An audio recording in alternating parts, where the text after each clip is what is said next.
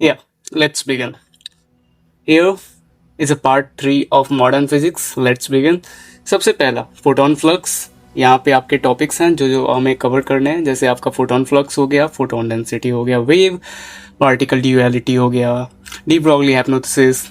ये सारे के सारे टॉपिक्स अपने को कवर करने हैं। सो बिना समय को गवाए स्टार्ट करते हैं। सबसे पहला फोटोन फ्लक्स, फोटोन डेंसिटी। इससे पहले हम ये पता करना होगा कि number of photon emitted per second क्या होता है। तो number of photon emitted per second is equal to N से डिनोट करते हैं, जिसे N is equal to P upon H C upon lambda. और यहाँ पे एच सी अपॉन लेमडा को हम लोग ये भी बोल सकते हैं P lambda upon H C. Okay, तो ये बात याद रखना। Number of photon emitted per second, एक सेकेंड में फोटोन कितना एमिट हो रहा है, इसी को हम लोग बोल देंगे एन से डिनोट कर रहे हैं।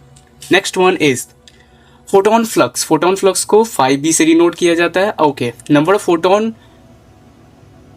पर second per unit area is equal to photon flux, और फोटोन फ्लक्स को 5p से डिनोट किया जा रहा है, और इसे n अपॉन ए कह सकते हैं। और n अपॉन ए यानी 1 अपॉन ए, यहाँ पे ए जो है आपको एरिया को डिनोट कर रहा है, ठीक है। 1 upon A into P lambda upon H C. यहाँ पे p जो है पावर है। ओके, तो ऑब्वियसली हम लोग जानते हैं P upon A is equal to intensity, तो इसको हम लोग इस फॉर्म में भी लिख सकते हैं कि intensity lambda upon H C. Next one is photon density, जिसे हम लोग रो एन से डिनोट करेंगे। और फोटोन डेंसिटी जो होता है वो होता है आपका फोटोन फ्लक्स अपॉन सी। सी यहाँ पे डिनोट कर रहा है नंबर ऑफ वेलोसिटी। तो चलो स्टार्ट करते हैं। I lambda upon H C square. यहाँ पे आपका आई जो होता है बस आपको पुट करना होता है। अब पता करोगे कि आई कैसे निकालोगे। आई निकालने का एक सिंपल मेथड होता है। सबसे पहला आप यहाँ पे एक पॉइंट सोर्स है, सोर्स से देखो कितना डिस्टेंस दूरी है, और वहाँ पे उसका एरिया निकाल लो। और ये जो पता चलेगा, ये जो होगा इंटेंसिटी को डिनोट करता है। Intensity is equal to P upon 4πr square. ये 4πr स्क्वायर क्या बता रहा है? आपका surface area. Next one is सीधी सी बात है। Next one, let me change the colour of cursor. Yeah that's cool. Yeah second one is wave particle duality. यहाँ पे जैसे वेव के दो दो पार्टिकल होते हैं ना, वेव के दो नेचर होते हैं, एक पार्टिकल नेचर होता है, एक वेव नेचर होता है। तो ऑब्वियसली दोनों के दोनों बताना था हमें। पार्टिकल नेचर सबसे पहले बात करते हैं। पार्टिकल नेचर तो ट्रीट एज ए फोटोन। जैसे फोटोन देख लो आप, उसका पार्टिकल नेचर होता है। एनर्जी की बात करो तो E is equal to P C, यानी E is equal to P C बोले तो एनर्जी जो होता है पी सी के बराबर होता है। पी इज इक्वल टू आपका मोमेंटम, और सी बोले तो वेलोसिटी ऑफ लाइट। और बात करते हैं वेव नेचर इसका। कैसे वेव नेचर? जैसे इलेक्ट्रोमैग्नेटिक वेव के फॉर्म में होता है। इसे किसने बताया था? डी ब्रॉगली हाइप्नोथिसिस ने बताया था। इसको E is equal to H C upon lambda, तो P C is equal to H C upon lambda. तो यहाँ से आपको निकल के आ जाएगा कि P is equal to H upon lambda. यहाँ पे फोटोन जो H, ये जो P है ना, वो बता रहा है कि फोटोन मोमेंटम, फोटोन का मोमेंटम कितना है। अब ये भी पता है ना कि फोटोन किसे कहते हैं? जो लाइट का पैकेट आता है ना, जब हम लोग लाइट सन का लाइट आता है और अपना टकराता है, एक पैकेट के फॉर्म में आता है, उसे हम लोग फोटोन कहते हैं, ठीक है। ये तो पता ही होना चाहिए। Next one is de Broglie hypothesis. जैसे कि मैंने पहले ही बात किया था, डी ब्रॉगली हाइप्नोथिसिस कुछ नहीं है, बस इसी को एक्सटेंट फॉर्म में लिख दिया गया है। तो lambda is equal to H upon P. जैसे यहाँ पे हमने लिखा था ना कि E is equal to H C upon lambda, और यहाँ पे आपने देखा कि lambda is equal to H upon P, और यहाँ पे पी, यहाँ से आपका लेमडा जो होगा एच अपॉन एम भी हो जाएगा। और इसी को हम लोग बोलते हैं कि आपका क्या है?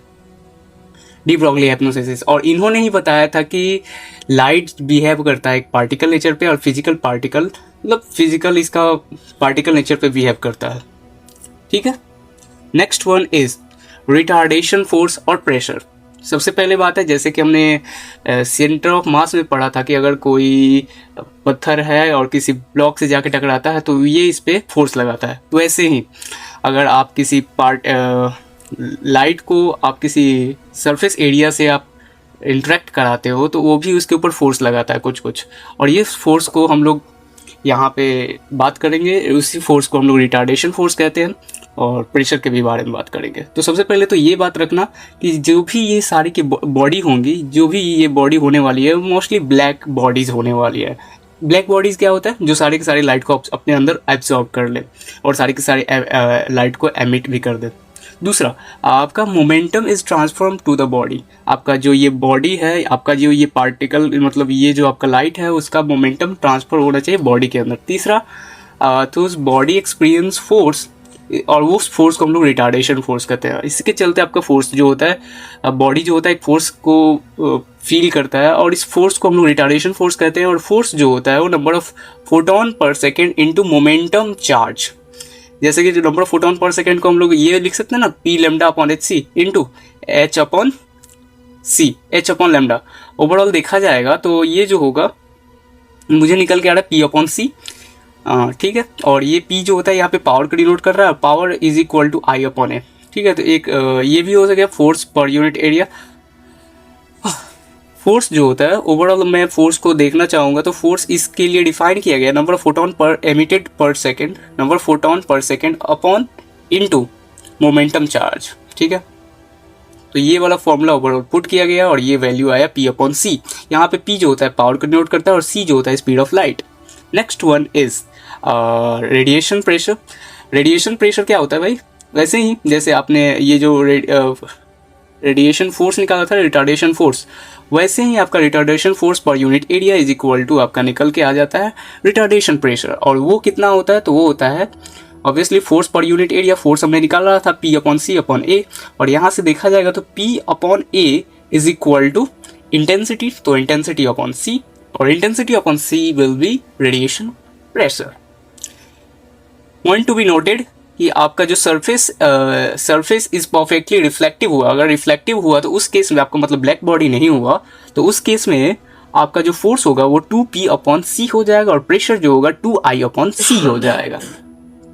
नेक्स्ट वन इज, अब इतनी सारी बातें हो गई है तो प्रोजेक्टेड एरिया के बारे में भी बात कर लेते हैं।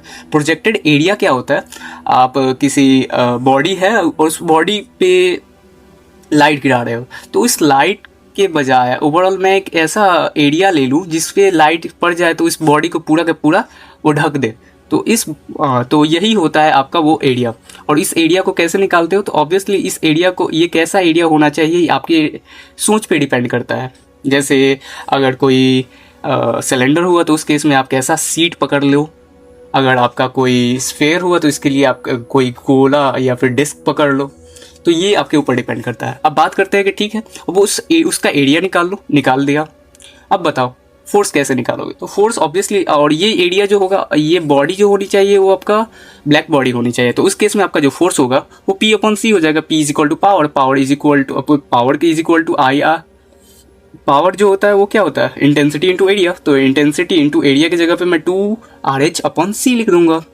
एज्यूमिंग मैंने बोला था कि ये ब्लैक बॉडी है। अगर नेक्स्ट बोला जाए कि अगर बात करो कि ये गोला है, तो उसके लिए आप एक डिस्क पकड़ लोगे, गोला उसकी रेडियस जैसा, और वहाँ पे आप समझ लो कि इसका एरिया निकाल दो तो पाई आर स्क्वायर हो जाएगा।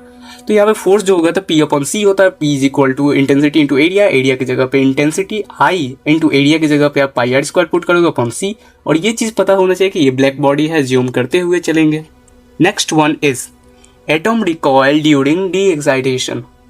ठीक है, जब एटम तो समझ लेना कि ये जो हमने पीछे बात किया था ना कि ये जो बॉडी से ये लाइट टकराता है तो ओवरऑल क्या होता है कि एक फोर्स अनुभव करता है, और ये जो फोर्स होता है ना वो काइनेटिक एनर्जी के फॉर्म में एग्जिस्ट करता है। और वो काइनेटिक एनर्जी के फॉर्म में एग्जिस्ट करता है तो यानी कि अगर तो उस सरफेस को छोड़ के बाहर निकलेगा, जैसे ही छोड़ के बाहर निकला फोटोन, तो उस केस में आपका ये जो अंदर का बॉडी होगा वो रिकॉइल करेगा वेलोसिटी के साथ, रिकॉइल वेलोसिटी यहाँ पे निकल जाएगा। तो इस ओवरऑल देखा जाएगा तो यहाँ पे जो लैम्डा निकल के आने वाला है 12,430 upon change in energy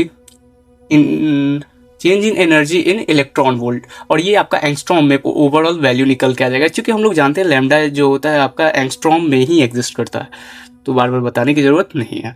hydrogen type atom के लिए वैलिड होता है, ठीक है। तो ओवरऑल मुझे वी रिकॉयल अगर कभी निकालना पड़ जाए ज़िंदगी में तो वो कैसे निकलेगा?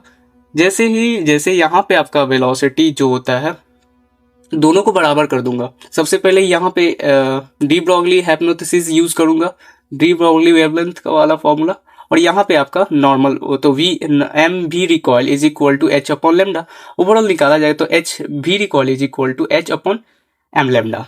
यहाँ पे एम जो होता है मास ऑफ एटम और ये lambda of photon, H is equal to Planck's constant. तो ये आपका part third complete. We will going on part 4, जो कि होता है आपका एक्टिविटी, रेडियो एक्टिविटी। ऑब्वियसली ये आपके सिलेबस में नहीं है, but still I will cover in this video. आपका रेडियो एक्टिविटी क्या होता है? रेडियो एक्टिविटी यानी एक्टिविटी इसका यूनिट होता है। साथ ही साथ अगर बात किया जाता है एक स्टेबल न्यूक्लियस डिसइंटीग्रेट स्पॉन्टेनियसली, दूसरा इसी फिनोमिना को बोला जाता है कि एक्टिविटी हो रहा है, और इसी को डिनोट करने के लिए हम लोग AC यूज़ करते हैं, also called rate constant. AC को हम लोग रेट कांस्टेंट के नाम जाना जाता है। और चूंकि हम लोग इसको अगर निकालना भी होता है, इसका differentiation of negative of dn upon dt, obviously dn जो होता है number of photon emitted per second है, ठीक है, ओके। नेक्स्ट वन, ये होता कैसे है, आ जाओ दिखाता हूँ। एक आपका पेरेंट न्यूक्लियर होता है। पेरेंट न्यूक्लियस जो होता है उसका एक Y निकल गया, मतलब X से Y जा रहा है, तो X आपका पेरेंट न्यूक्लियस है और Y जो आता है आपका डॉटर न्यूक्लियस है, मतलब X से Y का जन्म हुआ है, इसलिए ऐसे बोला जाता है। यूनिट ऑफ एक्टिविटी का यूनिट क्या क्या हो सकता है? तो एक्टिविटी का यूनिट DPS होता है। बेसिकली हम लोग यूज़ करते हैं DPS, DK पर सेकेंड। तो ओके, ये सारी के सारी यूनिट्स है जो कि मे भी हो सकता है एग्जाम में आ जाए। तो 1 becquerel is equal to 1 DPS, okay. Next 1 QD is equal to 3.7 into 10 to the power 10 becquerel, या फिर 3.7 into 10 to the power 11 DPS। वही DPS का फिर DK पर सेकेंड। नेक्स्ट होता है 1 RU 1 Rutherford is equal to 10 to the power 6 DPS। ये सारे के सारे SI यूनिट के तौर पे हम लोग DPS यूज़ करते हैं। ऑब्वियसली SI यूनिट इसमें होता नहीं है। हाँ, पुराने ज़माने में ये सब आपका यूनिट यूज़ होता था कि बेक्वेरल, QD, रदरफोर्ड, ऐसा कुछ। Okay, we will moving next topic, that is radioactive decay law. ये क्या कहता है? ये सिंपल, इसका क्या है ना, बहुत ही सिंपल है। ये कह रहा है कि आपका जो X जो है वो Y से X में, X जो है अपना जो पेरेंट न्यूक्लियस है वो अपने डॉटर न्यूक्लियस में कन्वर्ट हो रहा है। तो उस केस में ये जो लैम्डा है वो ये बता रहा है कि कितना आपका एक्टिव है, मतलब कोई कितना जल्दी फास्ट डीके हो सकता है, इसी को बताता है। और एक्टिविटी जो होता है वो directly proportional to number of active nuclei. Okay, अगर बात करते हैं एक्टिविटी का, हम लोगों ने अभी पीछे देखा था, वो negative of dn upon dt होता है और is directly proportional to n। और यहाँ से पता चलता है कि negative of dn upon dt is equal to lambda n। Proportionality से सिंबल हटा, लैम्डा आया, और लैम्डा ये बताता है कि आपका डीके कांस्टेंट, मतलब कितना जल्दी डीके हो रहा है, ठीक है। अगर इसको डिसइंटीग्रेट और इसको इंटीग्रेट किया तो आपका n निकल के आता है n0 e की पावर माइनस लैम्डा t। यहाँ से ये निकल के आता है कि NO जो है n0 is number of nucleus at t is equal to 0। मतलब ठीक है, अगर t बराबर 0 पे नंबर ऑफ न्यूक्लियाई कितने हैं ये बताता है n0। और AC क्या बताता है? AC होता है रेडियो एक्टिविटी के एक्टिविटी, और ये होता है AC0 e की पावर माइनस लैम्डा t, ठीक है। ये दोनों का दोनों अगर याद हुआ तो सही है, अगर नहीं भी याद हुआ तो ये वाला फॉर्मूला याद रखना कि n is equal to n0 e की power minus lambda t। Next one is half life time, ठीक है। Time taken to become half, इसी को हाफ लाइफ कहते हैं। मतलब ये हुआ क्या कि आप X से कोई Y में जा रहा था, तो उसमें हाफ लाइफ, मतलब X से Y जब बन रहा था रेडियो एक्टिविटी के, तो इसमें T बराबर हाफ पे क्या क्या होगा। नेक्स्ट, तो वही चीज़ है कि X बराबर T बराबर 0 पे आपका N जो है n0 है, T बराबर T पे आपका N जो है n/2 हो गया। तो इस केस में आपका जो टाइम लगने वाला है, जो उसी को हाफ लाइफ बोला जाता है, इसे T से डिनोट किया जाएगा। तो T is equal to ln2 upon lambda. ln2 upon lambda, सीधी बात, नो बकवास। T is equal to ln2 upon lambda. और यहाँ से ln2 का वैल्यू अगर नहीं दे रखा है और इसमें दे रखा है आपका क्वेश्चन में, तो उस केस में आप लिखोगे 0.693 upon lambda. Next one is radioactivity के equation in terms of time, ठीक है। फिर चलो स्टार्ट करते हैं। ओवरऑल बोला जाएगा तो n is equal to n0 2 की power minus t upon t। ये बड़ा वाला t क्या डिनोट कर रहा है? तो आपका हाफ लाइफ डिनोट कर रहा है। और AC अगर निकालना हो इस केस में तो AC0 2 की power minus t upon t। यहाँ पे ऑब्वियसली मैं छोटा t जो होता है टाइम को डिनोट कर रहा है, और t जो होता है वो आपका हाफ लाइफ को डिनोट कर रहा है। Next one is mean life time. Mean life time क्या होता है? तो ऑब्वियसली इसे हम लोग ताऊ से डिनोट करेंगे, tau is equal to 1 upon lambda. Simple, no बकवास। Next one is simultaneous decay मतलब क्या हुआ कि एक आपका न्यूक्लियस है वो आपका एक्स जो है वो वाई में भी टूट रहा है और जेड में भी टूट रहा है। तो इस केस में आपका जो रेट कांस्टेंट होने वाला है वो जो कि λ1 λ2 कितने जल्दी डिसइंटीग्रेट हो रहे हैं, है ना, तो वो आपका निकल के आने वाला है A is equal to λ1n plus λ2n। Overall n common कर लूँगा तो dn, इसको dn और ए जो होता है ये इसको हम लोग ऐसे भी तो लिख सकते हैं dn upon negative of dn upon dt, और इसको n कॉमन कर लिया तो λ1 प्लस λ2, और यहाँ से n जो होता है ओवरऑल निकल के आया n नॉट e की power minus τ1 plus τ2 into T. Okay, we will moving next one, that is radioactive decay, radioactive series. Obviously ये आपको सीरीज़ जो होता है याद रखना होगा। मैं 1 सेकंड का पल्स दूंगा। इसमें होता क्या है कि आपका जो एक न्यूक्लियस होता है वो न्यूक्लियस 2, न्यूक्लियस 3 और ऐसे ऐसे पेरेंट अपने डॉटर न्यूक्लियस में टूटता जाता है। कब तक टूटता रहता है? जब तक वो स्टेबल प्रोडक्ट नहीं बना देता। तो उस केस में आपका ये एक सीरीज़ बन के आया था जिसमें आपका मैं थोड़ा थोड़ा एक्सप्लेन कर देता हूँ कि आपका जो थोरियम होता है वो इसका जो पेरेंट प्रोडक्ट होता है वो तो थोरियम 232-90 होता है, लेकिन इंड प्रोडक्ट जाते जाते उसका प्रोडक्ट जो होता है प्लम्बम हो जाता है 208-82। अगर बात करते हैं दूसरा, तो दूसरा होता है नेप्टियम जो कि होता है Np और इसका इंड प्रोडक्ट होता है बिस्मथ। तीसरा होता है यूरेनियम, उसका end product 206, end product plumbum 206 हो जाएगा। यूरेनियम 235 का इंड प्रोडक्ट क्या होता है? तो प्लम्बम 207। तो ये था आपका ओवरऑल एक्टिविटी जो कि हमने कंप्लीट कर लिया। Next we are moving with बहुत खतरनाक और बहुत ही आसान बेहतरीन चैप्टर, न्यूक्लियस, न्यूक्लियर फिजिक्स। जैसे इसका नाम है वैसे इसका काम है, तो अपने दिमाग को स्टार्ट रखना। ये सारे के सारे टॉपिक्स हैं जो कि हमने कवर करने हैं, तो स्टार्ट करो। How to write nuclear reaction, nuclear reaction को कैसे लिख सकते हैं? सिंपल, आपका एक इनिशियल न्यूक्लियस होगा, एक अटैकिंग पार्टिकल होगा और एक इंड प्रोडक्ट होगा, इंड न्यूक्लियस होगा, और ये एक फिर से आपका इवेटिंग पार्टिकल होगा, एमिटिंग पार्टिकल, रेडिएशन होगा ऑब्वियसली। तो इस केस में अब न्यूक्लियस फोर्स के बारे में इतना बात कर ही ली है, और इसको लिखना कैसे होता है? आपके क्वेश्चन में लिखा हुआ आएगा ऐसा कुछ कि आपका initial nucleus into C, D into final nucleus यानी एंड न्यूक्लियस। दूसरा, न्यूक्लियस फोर्स क्या होता है? उससे पहले हमें ये बात कर लेना चाहिए कि ये जो सिंबल लिखा हुआ है x upon A upon A and Z, तो वो है क्या? तो उसको लिखने के बजाय हमने ये पता कर लिया, यहाँ पे x Z upon Z A लिखा है, तो यहाँ पे जेड जो बताता है एटॉमिक नंबर, और ये ए आपका मास नंबर डिनोट करता है, ये आपका जेड जो होता है वो एटॉमिक नंबर डिनोट करता है। ओके, स्ट्रॉन्ग एट्रैक्टिव फोर्स होते हैं। दूसरा, strong attractive force nucleus force होता है, लेकिन इसका कंक्लूजन यही है कि ये शॉर्ट रेंज के लिए स्ट्रॉन्ग न्यूक्लियस फोर्स होता है। और ये कितना होता है? तो ऑब्वियसली हमें बोल सकते हैं कि ये जो होता है सबसे ज़्यादा होता है फोर्स ऑफ न्यूट्रॉन के बीच, फिर न्यूट्रॉन प्रोटॉन के बीच, फिर प्रोटॉन के बीच। अब बात करते हैं कि वाकई में होता क्या होगा। जैसे कि हमने पता है कि आपके न्यूक्लियस में प्रोटॉन होते हैं और इलेक्ट्रॉन भी होते हैं, प्रोटॉन और न्यूट्रॉन होते हैं, ठीक है, और पूरा न्यूक्लियस उसी से भरा होता है। तो उस केस में आपका, अगर हम ये इलेक्ट्रोस्टैटिक से पढ़ा कि पॉजिटिव एक दूसरे को रिपेल करते हैं, ऑब्वियसली रिपेल करते हैं। तो इस न्यूक्लियस ये इतना बंधा हुआ कैसे है? इस न्यूक्लियस इतना स्टेबल कैसे है? इसका तो सारा पॉजिटिव चार्ज है, तो इन दोनों को तो हट जाना चाहिए, बाहर निकल जाना चाहिए। तो ऐसा क्यों नहीं होता है? इसका सिंपल रीज़न यही है कि आप ये जो फोटोन है इसके ऊपर ऑब्वियसली यहाँ से एक मान लो कि नीचे और भी एक फोटोन है, तो ये फोटोन जो है इसके ऊपर अट्रैक्टिव फोर्स ऐसे लग रहा होगा।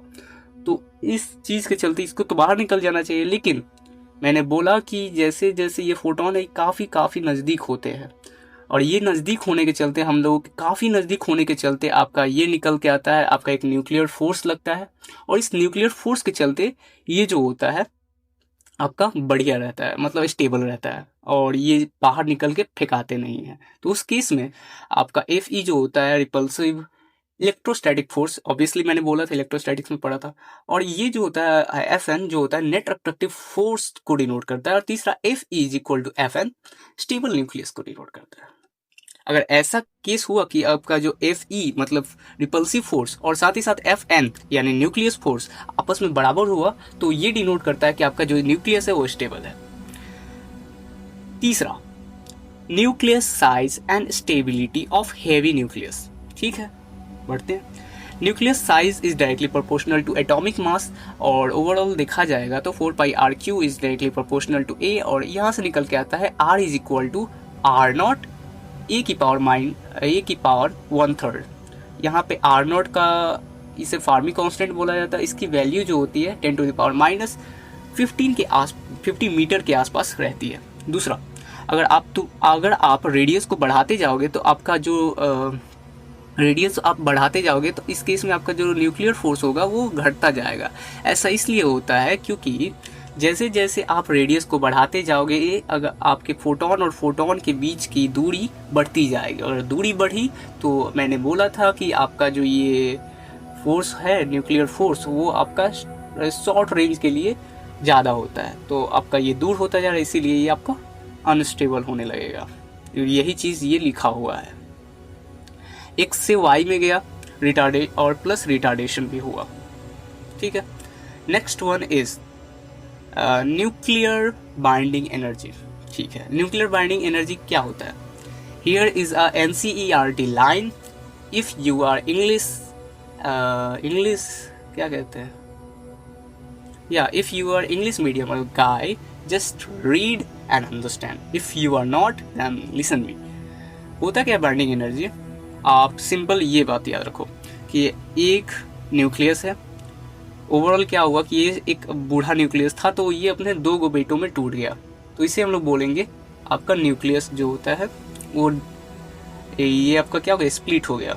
ठीक है, इसी को अपने अदर भाषा में आगे बात करेंगे। और दूसरा होता है कि 2 स्टेबल न्यूक्लियस मिलके 2 अनस्टेबल न्यूक्लियस मिलके एक स्टेबल न्यूक्लियस बनाया, तो उस केस में आपका जो यहाँ पे एनर्जी जो निकला है, जैसे हीलियम के 2 यहाँ पे, वो चीज़ आप क्या करोगे, सिंपल 2 प्रोडक्ट मिलके एक नया प्रोडक्ट बना रहा है, तो उस केस में मैं बोलूँगा कि इन दोनों का सम इज इक्वल टू इसका, वैसे ही है। तो इसको बनाने में कुछ एनर्जी रिलीज भी हुई होगी, उसी को बाइंडिंग एनर्जी कहते हैं।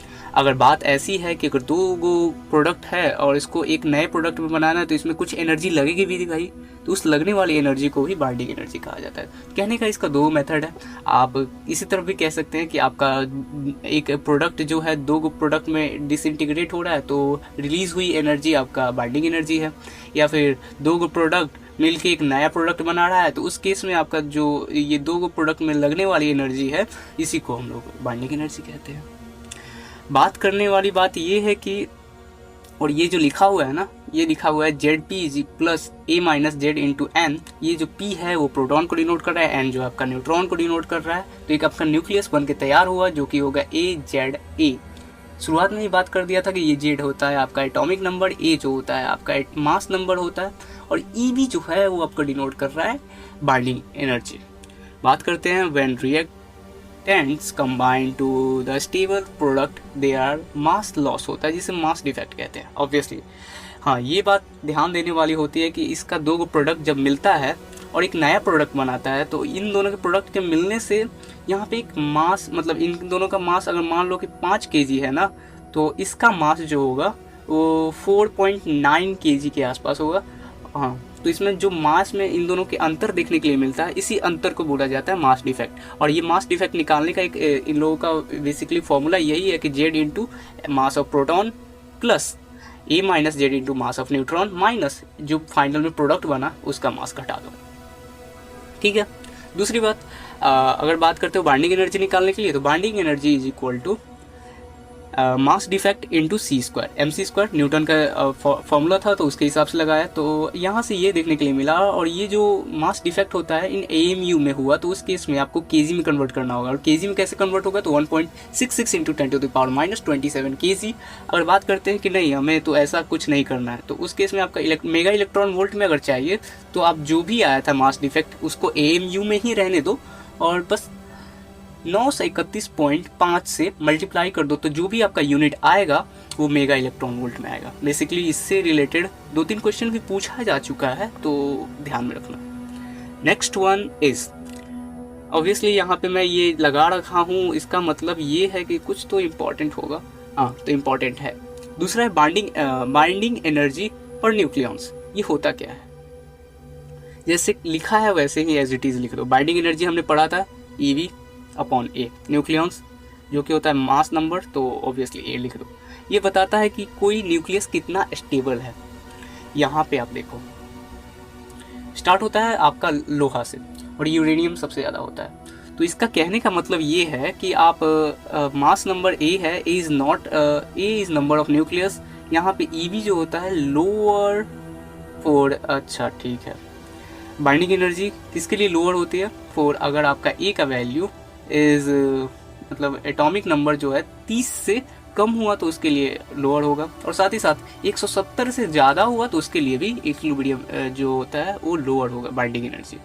तो ठीक है, ओवरऑल कहना क्या चाहते हो?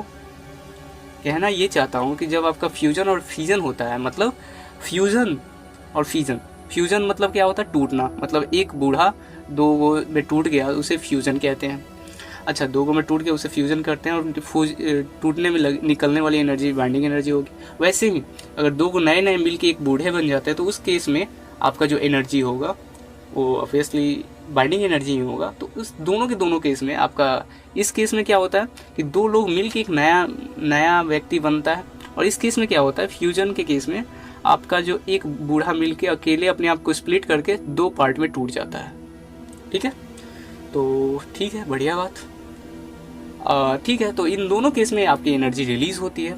और हाँ, बात रही मास डिफेक्ट एनर्जी के बारे में कि एनर्जी कितना बाइंडिंग एनर्जी हुआ, तो एनर्जी के लिए हमने पीछे ही पढ़ा था कि मास डिफेक्ट इंटू C²। और ये मास डिफेक्ट कैसे निकलेगा? मास डिफेक्ट अगर आपका फ्यूजन हो रहा होगा,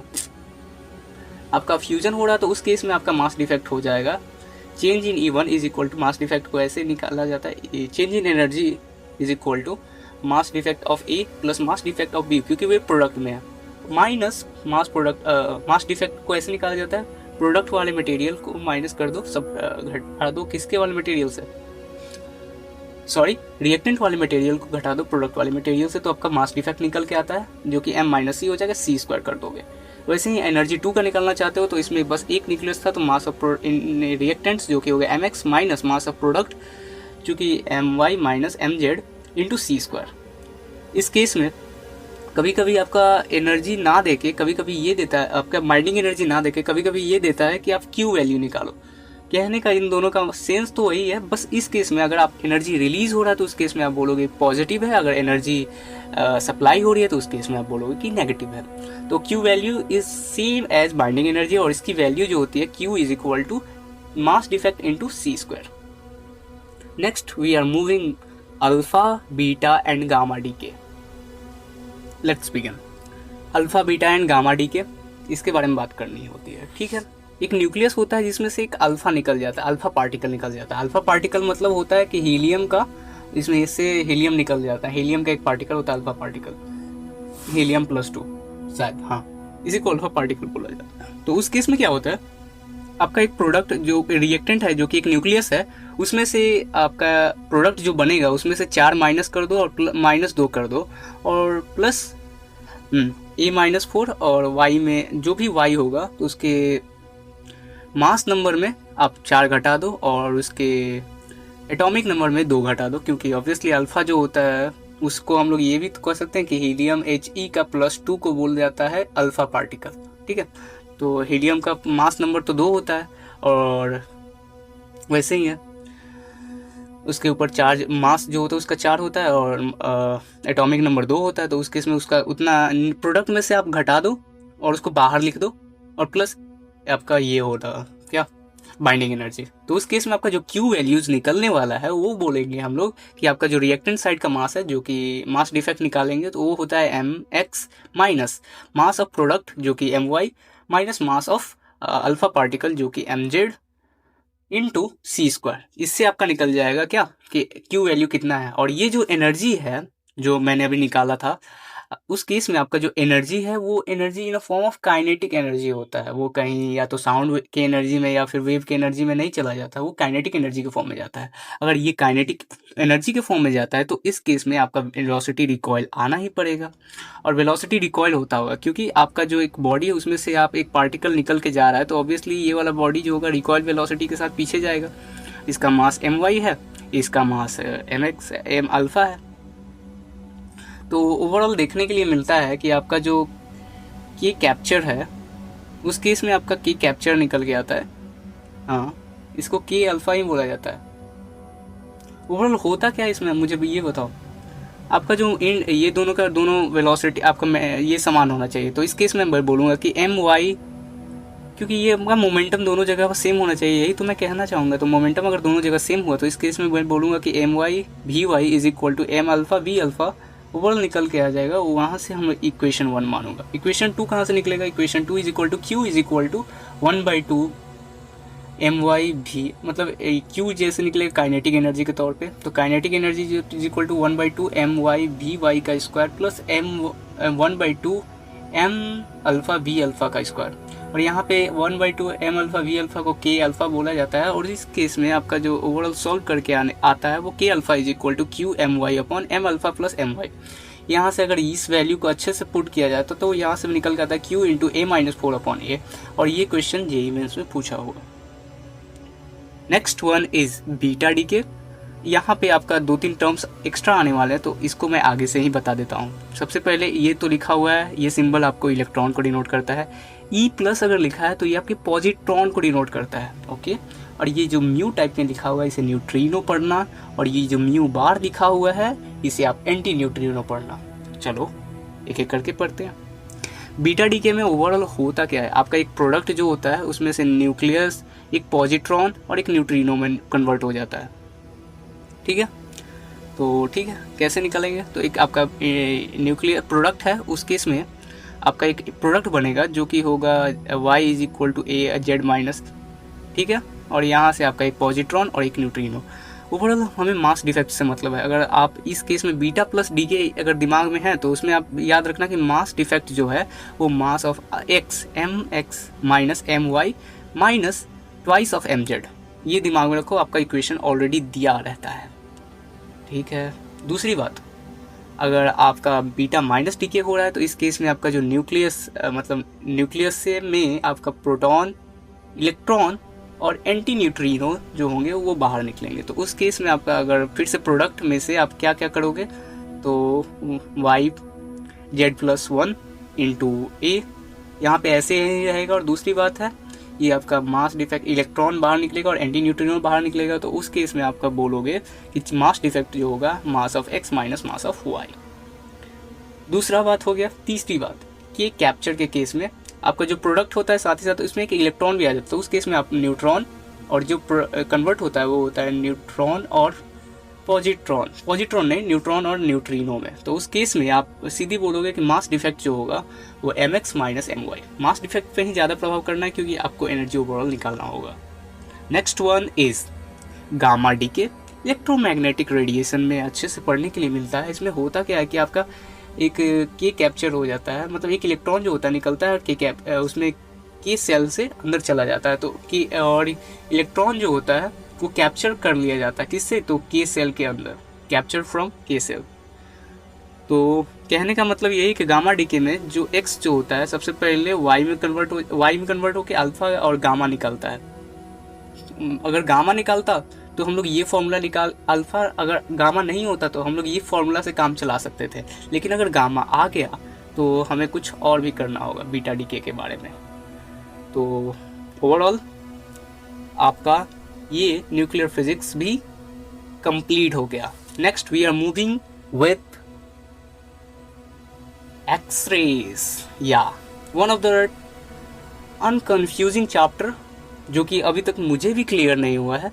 बस मैं इसमें लिखा हुआ पढ़ूंगा और खुद समझने की कोशिश करूंगा। अगर तुम्हें भी समझ में आ जाए तो सही है भाई, तुम्हारा दिमाग। चलो, सबसे पहली बात एक्सरे, इसकी जो बीच की इन दोनों के बीच का जो रेंज होता है वो होता है 1 एंगस्ट्रॉम के आसपास, ठीक है। अच्छा जी, सॉफ्ट एक्सरे कब होंगे? जब उनकी सॉफ्ट एक्सरे तब होगा जब हाई वेवलेंथ होगा और लो एनर्जी होगा। हार्ड हार्ड एक्सरे क्या होगा? यानी लो वेवलेंथ और हार्ड एनर्जी, हाई एनर्जी। अच्छा ठीक है। दूसरा, एक्सरे भाई प्रोड्यूस कैसे होता है, यानी एक्सरे का जन्म कैसे हुआ? एक्सरे का जन्म ऐसे हुआ कि मान लो मैंने एक क्यूब रखा था ऐसा कुछ बीन वाला, ऑब्वियसली ये स्नेक चार्मर के हाथ में देखने के लिए मिलता है तो, और हाँ ठीक है, बढ़िया बात। और ये जो चीज़ है इसे हमने एक बैटरी से कनेक्ट कर दिया, ठीक है, और ये बैटरी से ये छोटे वाले डंडे से हमने ये जोड़ दिया आपका, और यहाँ से आपने जितना चार्ज बढ़ा के हम लोगों ने एक इलेक्ट्रॉन यहाँ से एमिट कराया, और चूंकि और चार्ज बढ़ाया तो इलेक्ट्रॉन का मैक्सिमम वेलोसिटी निकल जाएगा और मैक्सिमम वेलोसिटी से ये यहाँ जाके टकरा जाएगा।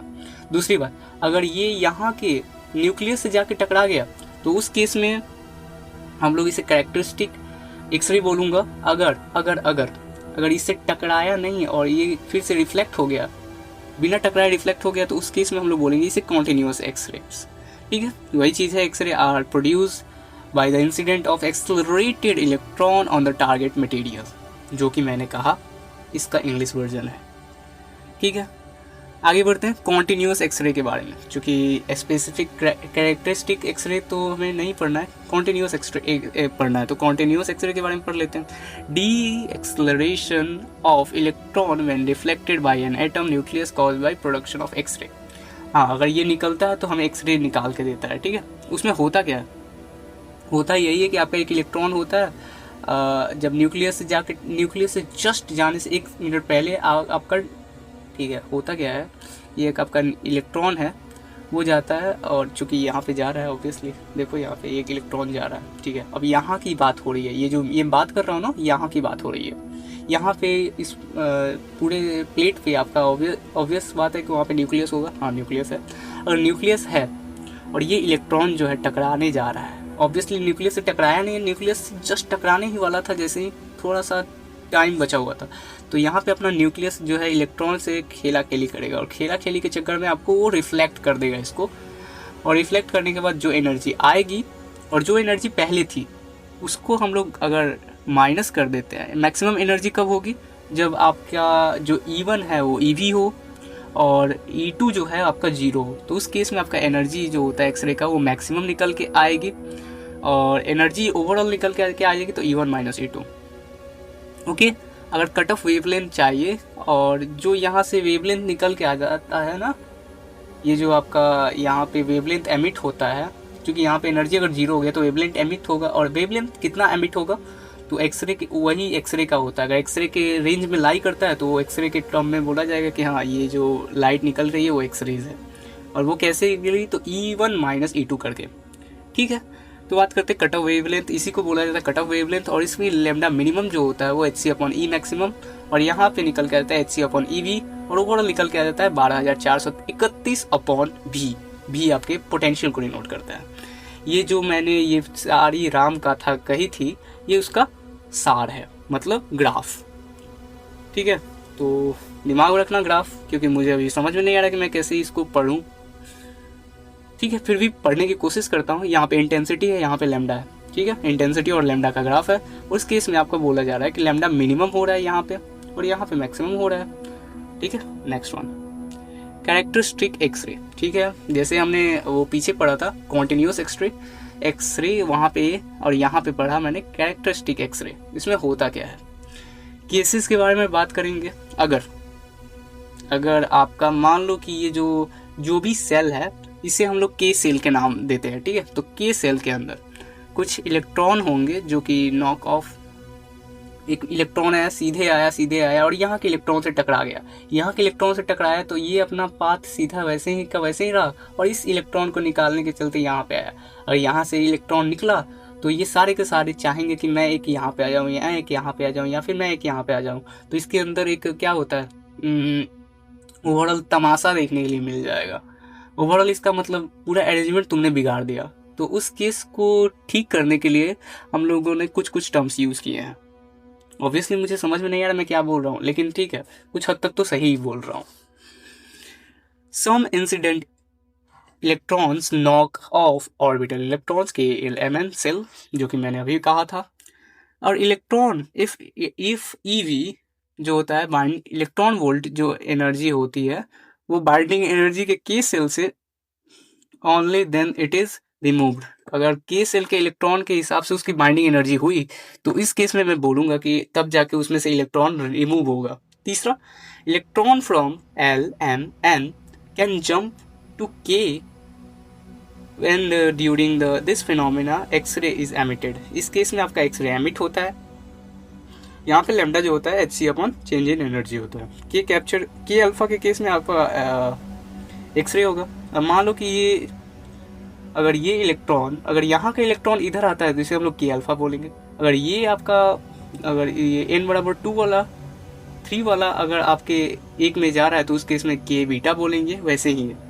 तो ये जो बोल रहा है कि K alpha x ray if jump electron from L बराबर एल से के में जाता है तो उसे हम लोग के अल्फा बोलते हैं। अगर बीटा क्या होगा, अगर एम से के में जा रहा है तो उसे हम लोग बीटा डी के कहते हैं। और गामा डी के क्या होगा, सॉरी मैं क्या बोल रहा हूँ, के गामा जो होगा इलेक्ट्रॉन जो होगा जंप्स फ्रॉम एन से लेके के तक तो उसे हम लोग ओवरऑल के सीरीज ही बोलेंगे। ठीक है, तो यही बात थी। और दूसरी बात, इफ के अल्फा के बीटा और के अल्फा में अगर कंपेयर करेंगे तो के बीटा जो होगा वो कम होगा के अल्फा से। और इस केस में आपका जो एनर्जी ऑफ के एम के is greater than energy of L के। ठीक है, यही बात है। ओवरऑल मैं बात की समरी करने की कोशिश करूं तो उस केस में समरी यही रहेगा कि मेरा एक के वाला चीज़ है, चूँकि ये के सेल है, ये एल सेल है, ये एम और ये एन। अगर यहाँ से इलेक्ट्रॉन हटा उसके बाद की सब कथा है कि अगर के बी वाला मतलब कि ऑब्वियसली एल वाला मतलब एल वाले सेल से अगर कोई इलेक्ट्रॉन अंदर आता है तो के एल बीटा होगा। अगर एल के बाद एम वाले में से कोई आता है तो के बीटा। और अगर इस केस में एल वाले में से कोई आता है तो के अल्फा। एल एक बार फिर से पढ़ने दो, लेट मी रिपीट इट, पीछे वाली सारी बातों को भूल जाओ। अगर एल सेल से आता है तो उस केस में के अल्फा होगा। अगर बी एम सेल से आता है तो इस केस में के बीटा होगा। अगर एन सेल से आता है तो उस केस में के गामा होगा। ठीक है, और मास भी ध्यान देना होगा, मास मत भूल जाना। ये आपका ग्राफ है, कुछ अजीब सा ग्राफ है ना, मुझे भी नहीं समझ में आ रहा। ये आपका मोजले का लॉ था। ऑब्वियसली हमने ये पीरियोडिक टेबल में पढ़ा था कि मोजले दादा साहब कौन थे, तो उनका बात अगर आ गया तो एक बार पढ़ ही लेते हैं।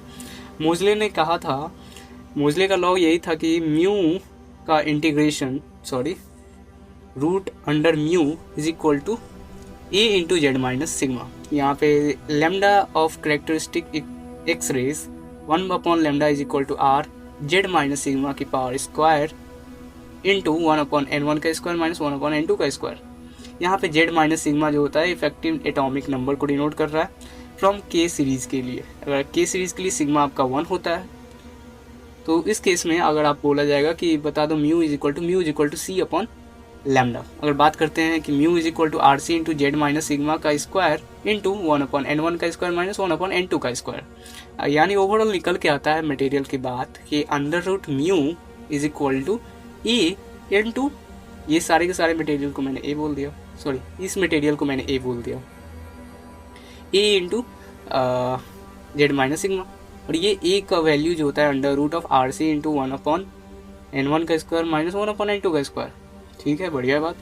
यहाँ से ये बात निकल के आता है root of frequency is linearly proportional to atomic number. Overall y is equal to mx plus C वाला चीज़ निकल के आता है। तो ये था आपका पूरा मॉडर्न फिजिक्स कंप्लीट कर दिया मैंने।